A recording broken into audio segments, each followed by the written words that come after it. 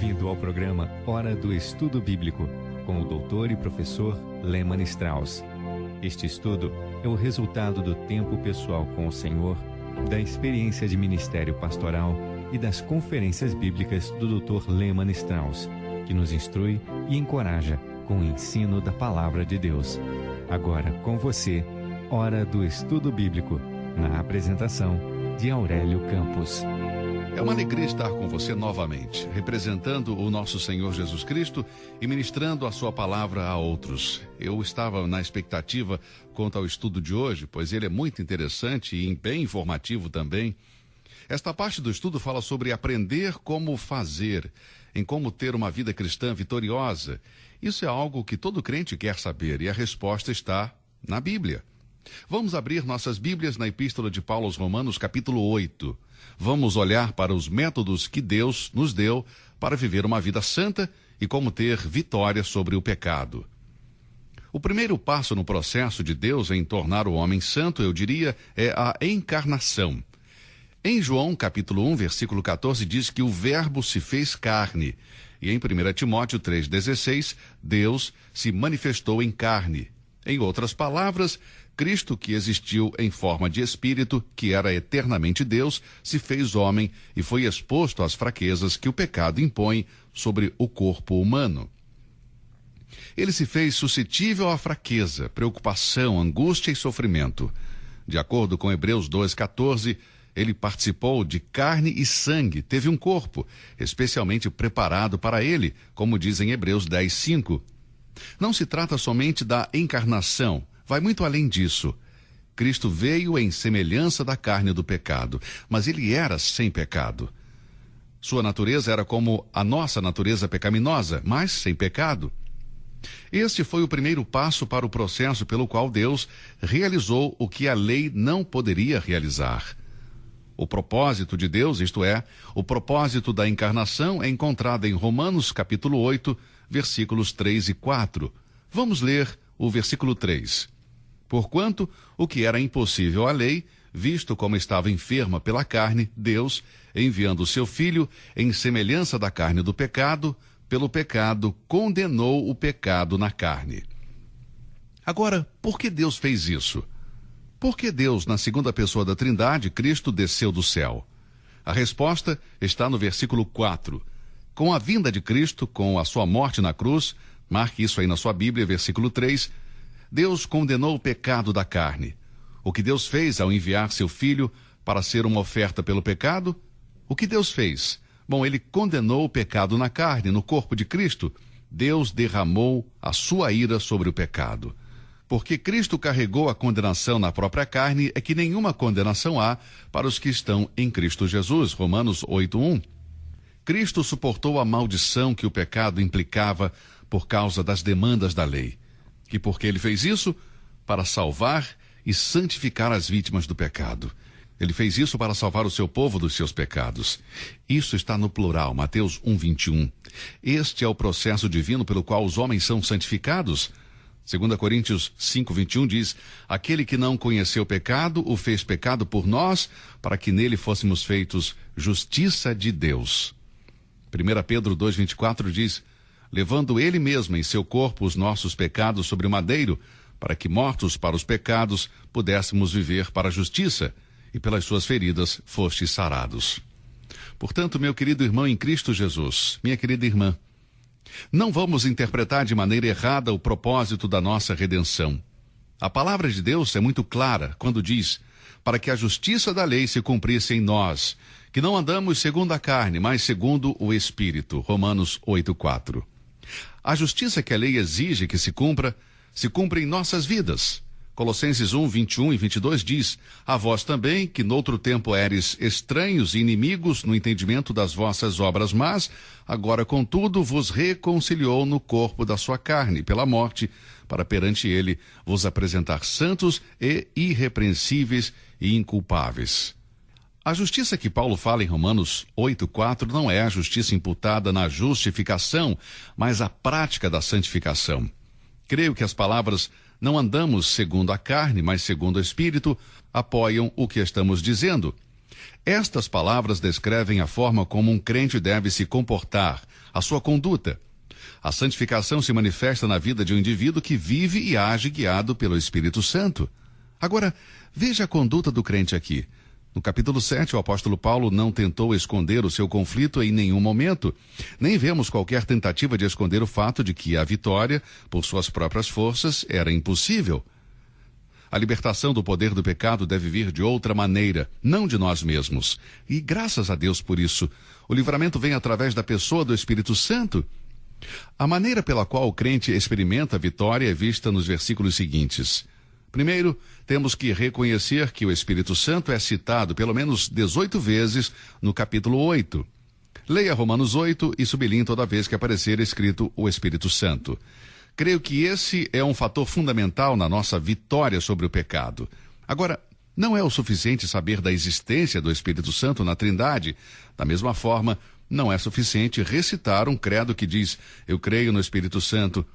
Muitas pessoas salvas não estão familiarizadas com o Espírito. Na verdade, eu conheci pessoas que falam do Pai, do Filho, mas raramente mencionam o Espírito Santo. A Igreja de Cristo, em sua maioria, não dá valor ao Espírito Santo e às vezes o ignora.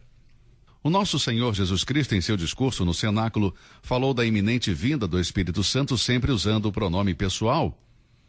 Vemos isso em João 14:16, João 14:26 e João 16:7. Cristo estava preparando seus discípulos para a vinda do Espírito, que aconteceria depois de sua ascensão. Agora, o que Paulo está enfatizando aqui em Romanos 8:9 é o fato de que o Espírito Santo habita no corpo do crente. Vós, porém, não estáis na carne, mas no Espírito, se é que o Espírito de Deus habita em vós.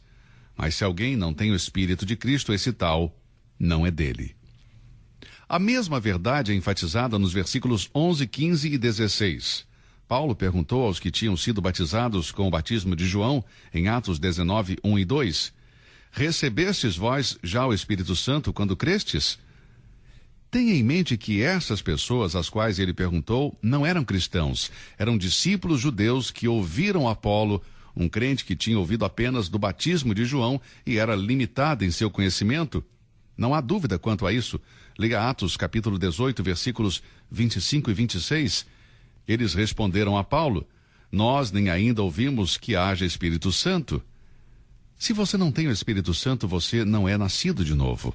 A regeneração é a obra do Espírito Santo. Todas as pessoas que são regeneradas são justificadas e Paulo a todos aqueles que foram justificados. A regeneração é a obra do Espírito Santo. Todas as pessoas que são regeneradas são justificadas e Paulo a todos aqueles que foram justificados diz, o Espírito Santo vos foi dado. Romanos 5:5. Agora, responda a pergunta a você mesmo. Você recebeu o Espírito Santo? Sob a autoridade da palavra de Deus, eu posso dizer que se você nunca recebeu o Espírito Santo, é porque nunca nasceu de novo. Receber o Espírito Santo não é uma segunda experiência da graça que vem depois da salvação. Se você é salvo, então você tem o Espírito Santo. Se você não tem o Espírito Santo, então você não é salvo.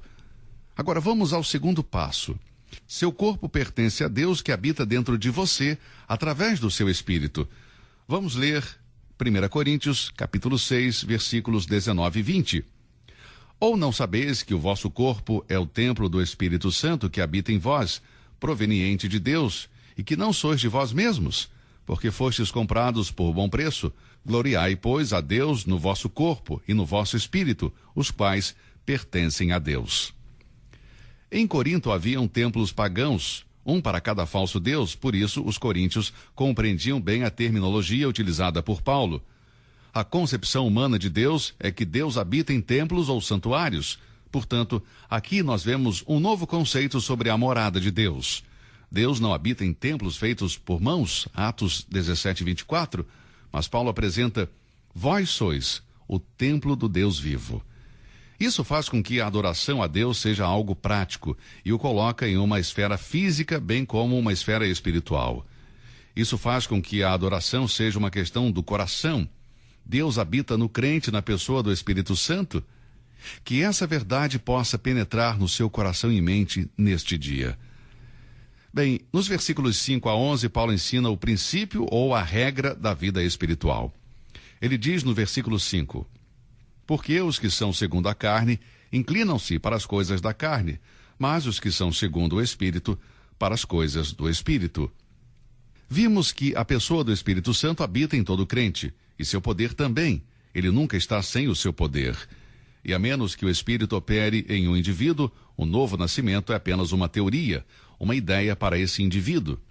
Assim como a fé na pessoa e obra de Cristo é essencial para a salvação, a fé na pessoa e obra do Espírito Santo é essencial para a santificação. Você não pode ter a última sem ter a primeira, e sem a última você não tem a primeira. O princípio da vida espiritual não existe onde não há resposta ao Espírito Santo. Agora, eu não estou dizendo que o crente é vitorioso sobre o pecado sempre e em todas as circunstâncias, porque tem o Espírito Santo vivendo nele, mas que não pode haver vida espiritual em uma pessoa que não recebe o Espírito Santo e não se entrega a ele. E quando eu digo vida espiritual, quero dizer vitória sobre o pecado. Pode haver um desvio das condições de vida sem que ela seja destruída, assim como um peixe pode saltar para fora da água, ou um pássaro pode mergulhar e ainda assim sobreviverem, se voltarem ao seu habitat natural. Mas se o peixe ficar fora da água por muito tempo e a ave continuar na água, ambos morrem. Aqueles que dão atenção à carne e estão ocupados com as coisas da carne, mostram que eles são dominados pela carne e sujeitos à morte eterna. Eles nunca nasceram de novo. Romanos 8:13 diz: porque se viverdes segundo a carne, morrereis, mas se pelo Espírito mortificardes as obras do corpo, vivereis. Agora deixe-me fazer uma pergunta.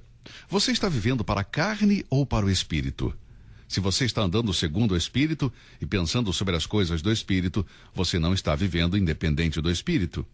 Leia o versículo 5 novamente e pergunte: o que eu tenho em mente? Quais são os meus pensamentos e propósitos? Quais são os meus planos para o resto da minha vida aqui na Terra? O que é o centro dos meus desejos? Qual é a minha maior aspiração? Qual é o objetivo da minha vida? Estas são questões para refletirmos à luz de Romanos 8:5. Porque os que são segundo a carne inclinam-se para as coisas da carne, mas os que são segundo o Espírito para as coisas do Espírito. Estas são perguntas para avaliarmos e as respostas revelam a sua relação com o Espírito Santo. Vamos ver o versículo 6. Porque a inclinação da carne é morte, mas a inclinação do Espírito é vida e paz. O estado da mente carnal se revela com os desejos pelas coisas da carne, e a busca destas coisas que destroem, não me refiro somente à morte física, mas também à separação eterna de Deus.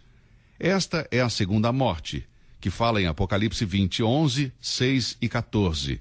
Este é o segundo tipo de morte. Viver somente para satisfazer a carne pode resultar em morte, estar separado eternamente de Deus. A razão é dada no versículo seguinte: porquanto a inclinação da carne é inimizade contra Deus. Quando recusamos a reconhecer a lei de Deus e nos render a ela, prova que a mente carnal está em antagonismo contra Deus. A mente carnal se recusa a submeter-se à lei de Deus e ser controlado por ela. A lei é a lei do Espírito, como diz Romanos 8:2. Portanto, a oposição à lei é também uma oposição ao Espírito Santo. Agora, a mente carnal não tem a capacidade, por sua própria natureza, de mudar. Em 1 Coríntios 2:14 e 15, Paulo escreve: ora, o homem natural não compreende as coisas do Espírito de Deus, porque lhe parecem loucura, e não pode entendê-las, porque elas se discernem espiritualmente. O homem natural é o homem não convertido. Uma pessoa pode afirmar ser cristão, pode ser membro de uma igreja, mas sua inimizade contra Deus mostra que os seus pensamentos são dominados por Satanás, portanto deve morrer. Não há lugar no céu com Deus para pessoas assim. Seu fim é a destruição. Por outro lado, temos aqueles que andam no Espírito e que pensam nas coisas do Espírito, Romanos 8:5. Porque a inclinação da carne é morte, mas a inclinação do Espírito é vida e paz. Versículo 6. Uma pessoa que se ocupa do Espírito tem a mente controlada pelo Espírito, guiado pelo Espírito e pensa nas coisas espirituais. A pessoa segundo o Espírito tem prazer em orar e estudar a palavra de Deus. Ela não vive mais para si mesma porque é espiritual e conhece a vontade de Deus, o que significa que ela tem a mente de Cristo. Houve uma mudança completa na vida do homem espiritual. Embora o princípio do pecado ainda esteja nele, este indivíduo se entregou a um poder superior, o próprio Espírito Santo. O Espírito Santo é o agente da santificação. Quando reconhecermos a sua presença e entregarmos cada área da nossa vida diária, nossos desejos serão espirituais. O homem espiritual é como uma árvore boa que dá bons frutos. Esse fruto é chamado fruto do Espírito. Gálatas 5, 22 e 23. Aqueles que andam na carne formam o maior grupo de pessoas. Aqueles que andam no Espírito são um grupo menor e sobressaem em virtude e espiritualidade. Na verdade, aqueles que andam no Espírito são um paradoxo para o resto do mundo, porque a inclinação do Espírito é vida e paz. Duas coisas que aqueles que são carnais não possuem. O que uma pessoa carnal sabe sobre vida e paz? Muito pouco. Mas observe bem, o homem espiritual não apenas tem vida, mas tem perfeita paz.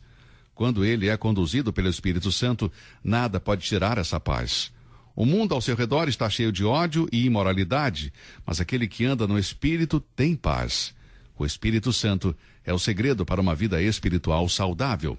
Existe outra coisa no homem espiritual que quero mencionar. Ele não somente tem uma consciência tranquila, mas seu relacionamento com os outros é totalmente saudável. Deveríamos procurar ser assim. Eu não quero ser um homem carnal. Eu quero ser um cristão espiritual. Quero reconhecer o Espírito Santo que habita em mim e todos os dias entregar o meu corpo e a minha mente ao Espírito Santo. Bem, veja o que diz o versículo 8. Ele fala sobre aquele que está na carne. Portanto, os que estão na carne não podem agradar a Deus. O que este versículo diz é que o incrédulo não pode agradar a Deus através de boas obras. Ele não tem a capacidade de agradar a Deus. O incrédulo não pode produzir fruto espiritual, que é produzido pelo Espírito Santo, o único fruto que é agradável a Deus. Em Gênesis, capítulo 4, versículo 5, vemos que Caim e nem a sua oferta agradaram a Deus. E por quê? Caim tentou agradar a Deus, mas não conseguiu. Ele não podia. Ele tinha uma mente carnal, em contraste com Abel, que tinha uma mente espiritual. Hebreus 11:4 deixa isso bem claro. Se pararmos para pensar sobre isso, não vamos discutir o ponto de que aqueles que são absorvidos nas coisas da carne e se rebelam contra Deus não podem agradar a Deus. Assim como Caim, uma pessoa pode ser religiosa, cumprir com todas as exigências humanas, ser aceito pela igreja e ainda assim não agradar a Deus. O homem foi colocado na terra para agradar a Deus e lhe dar honra, como diz em Apocalipse 4:11. Mas o homem, em seu estado caído, não consegue fazer isso. O primeiro passo para poder agradar a Deus é crer nele. Hebreus 11:6 diz: ora, sem fé é impossível agradar a Deus. A Bíblia nos diz algumas coisas que agradam a Deus. Algumas delas são: Deus se agrada da vida sem pecado de Jesus Cristo. Mateus 17:5. Deus se agrada da morte de Cristo em nosso lugar. Isaías 53:10. Deus se agrada da plenitude do Pai na pessoa de Cristo. Colossenses 1:19. Deus se agrada com a pregação sobre Cristo. 1 Coríntios 1:21. Deus se agrada com a revelação do Espírito. João 16:14.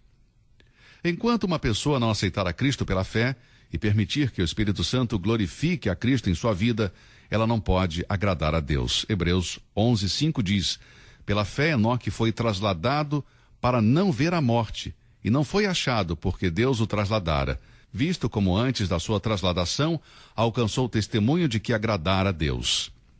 Enoque viveu vitoriosamente para Deus, porque ele andou com Deus, e isto agradou a Deus.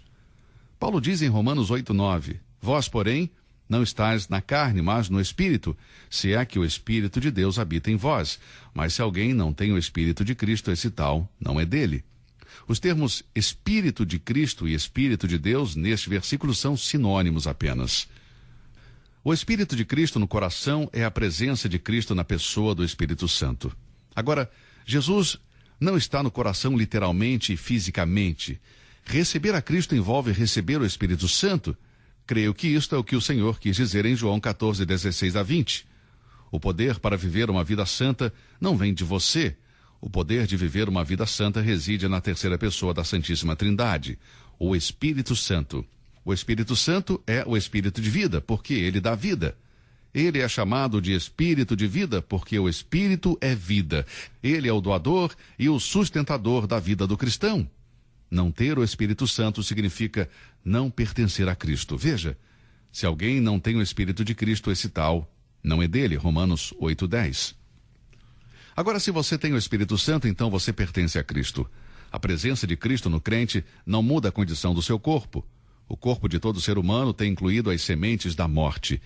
É literalmente um corpo caminhando para a morte, não há dúvida disso.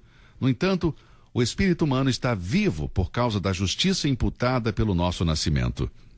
Antes de nascermos de novo, estávamos espiritualmente mortos. Agora, como crentes, fomos vivificados em Cristo. Porque estamos espiritualmente vivos por meio do Espírito Santo que habita em nós. Temos certeza de que os nossos corpos mortais serão vivificados. No dia do arrebatamento, se estivermos vivos ou no túmulo, este corpo mortal se revestirá de imortalidade e seremos como nosso Senhor. A ressurreição de Cristo, mencionada muitas vezes em Romanos, é a garantia do crente de um futuro imortal. Meus amigos, o melhor ainda está por vir. Pense nisso. A vida eterna que está em nossas almas por causa da presença do Espírito Santo vai despertar um dia os nossos corpos mortos. Deus nunca vai deixar no túmulo o corpo dos redimidos pelo sangue de seu Filho, no qual o Espírito Santo habita. E isso é maravilhoso. Bom, o nosso tempo acabou por hoje. Chegamos ao final do programa e da nossa série de estudos. Vamos começar com uma outra série em nosso próximo programa, se Deus quiser. Obrigado por ouvir o programa de hoje e que Deus o abençoe. Você ouviu Hora do Estudo Bíblico com o professor e doutor Lehmann Strauss, na apresentação de Aurélio Campos. Se você deseja ouvir novamente esta mensagem, visite a nossa página na internet www.bbnradio.org. Fica o convite para você nos acompanhar amanhã, neste mesmo horário, aqui na BBN. Hora do Estudo Bíblico é uma produção da BBN.